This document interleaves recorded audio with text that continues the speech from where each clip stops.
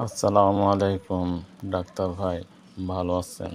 আপনার কমিউনিটি ক্লিনিকে আসলাম আমার একটু সমস্যা নিয়ে। আমার চুলকানি হয়েছে, একটু পরামর্শ দিবেন কিভাবে এই রোগটি ভালো হয়। দয়া করে আমাকে সুষ্ঠু একটা পরামর্শ দিবেন। ভাই, চুলকানি হয়েছে এটা আগে নিশ্চিত হবে, কারণ শরীরে চুলকায় বিভিন্ন কারণে। অ্যালার্জিজনিত কারণে চুলকায়, দাঁত হলে চুলকায়, খুজলি হলে চুলকায়, পাছড়া হলে চুলকায়, তারপরে ফাঙ্গাল ইনফেকশনেও চুলকায়।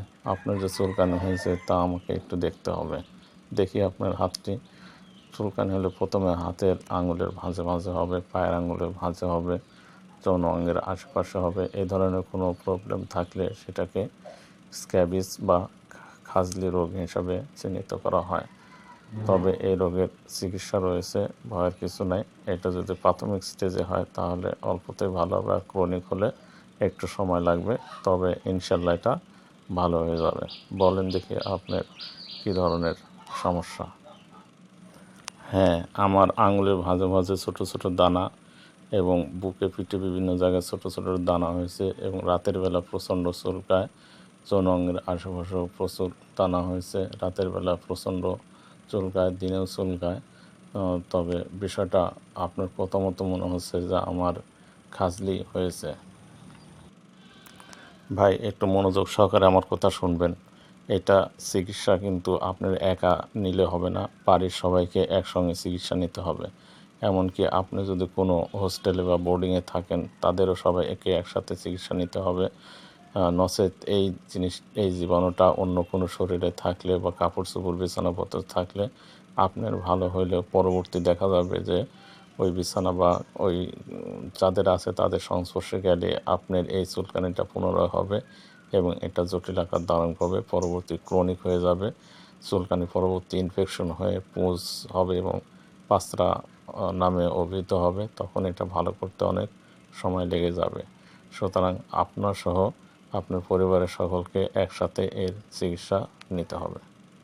ডাক্তার ভাই, তাহলে আপনার কথা মোতাবেক আমি চিকিৎসাটা নেব। ভালো থাকেন, আবার দেখা হবে। আচ্ছা, ঠিক আছে, আপনিও ভালো থাকেন, আবার আসবেন।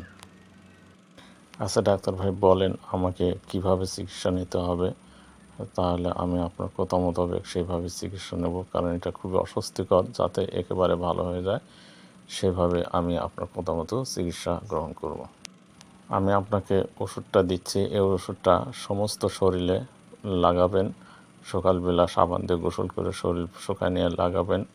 এভাবে 3 দিন একাধারে শরীরে লাগাবেন।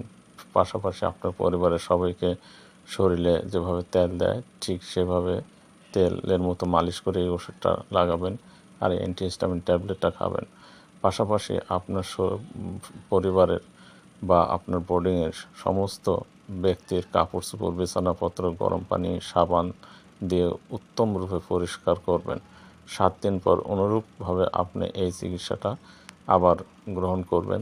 তাহলে দেখবেন যে চিরতরে আপনার এই খাজলি বা স্ক্যাবিস রোগটি বিদায় নেবে।